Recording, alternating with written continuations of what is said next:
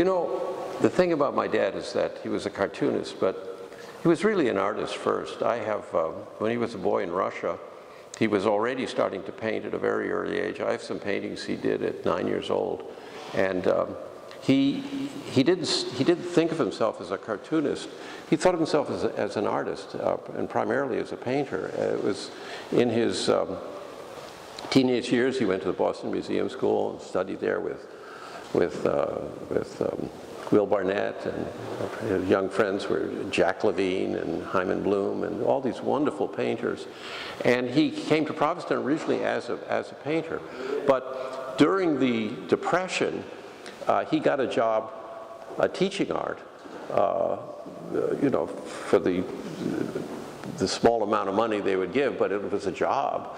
And he also started, he was a good old left-wing, you know, liberal, and so he became in all of those movements that were taking place, and he ended up doing drawings, not cartoons, but drawings for the New Masses and other of those left-wing papers in the 30s. And eventually for a while, he was the art editor of the New Masses.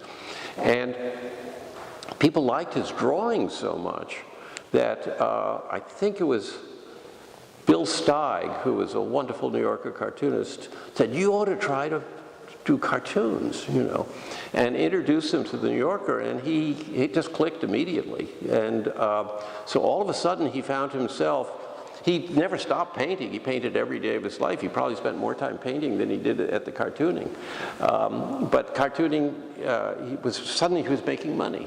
And he was becoming very well known, and William Randolph Hearst wanted him for his papers and they got this request from Hearst to work for him. And then my father said, "Well, I'm not going to work for that fascist son of a bitch," you know, something like that. And my mother said, "Mischa, wait a minute, let me handle this." And wrote this wonderful contract where they had to buy. He did a panel for them, the daily panel. They had to buy it. They did not have to publish it. And so quite often you would see an old panel replacing one of the ones he did, because sometimes but Hearst loved him, and he sent a telegram to New York with 2 words: "Get Richter."